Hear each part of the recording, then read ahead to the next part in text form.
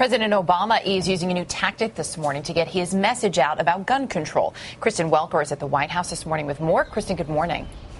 Erica, good morning to you. There are rallies all across the country today with people calling for tougher gun laws. And they come as President Obama, for the first time ever, has turned over his weekly address to a civilian, in this case, a Newtown mother who is calling for action. As you've probably noticed, I'm not the president. I'm just a citizen. Her husband by her side, Francine Wheeler takes a spot usually reserved for the commander-in-chief, delivering the weekly address. It is emotionally raw and aimed at sending a message. David and I have two sons. Our younger son, Ben, age 6, was murdered in his first grade classroom on December 14th, exactly 4 months ago this weekend.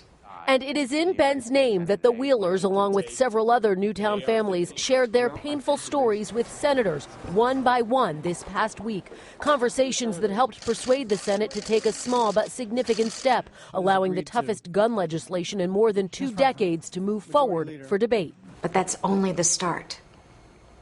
They haven't yet passed any bills that will help keep guns out of the hands of dangerous people. The Newtown families and the White House making an all-out push to counter the National Rifle Association. The nation's most powerful gun lobby has vigorously campaigned against the proposed legislation, which would expand background checks, calling it a threat to the rights of law-abiding gun owners. And today, the group is sparking fresh controversy for sponsoring the NASCAR Sprint Cup race at the Texas Motor Speedway. The event culminates in an unloaded pistol-wheeling celebration. Connecticut Democratic Senator Chris Murphy asked Fox not to air the race, saying it endorses the NRA's position. This race happens in the middle of the discussion about background checks. The race will go on as planned, with the Texas Motor Speedway president defending the decision. There is no controversy. There's no big uproar or even a tiny uproar. The debate over guns will also continue. Francine Wheeler making it clear she intends to be a part of it every step of the way. Please help us do something before our tragedy becomes your tragedy.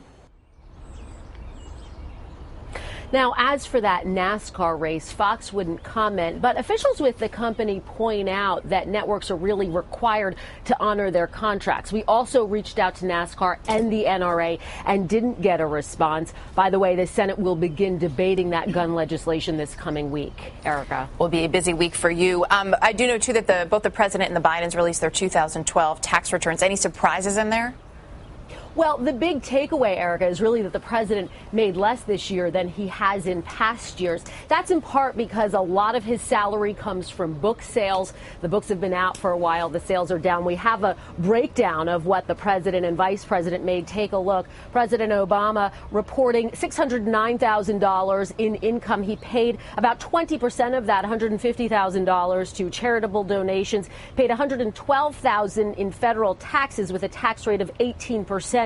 The vice president reported $386,000 in income. He paid $87,000 in federal taxes. The White House pointing out that President Obama actually thinks he should be paying a higher tax rate. And of course, that is something that he calls for in his budget, which he just released.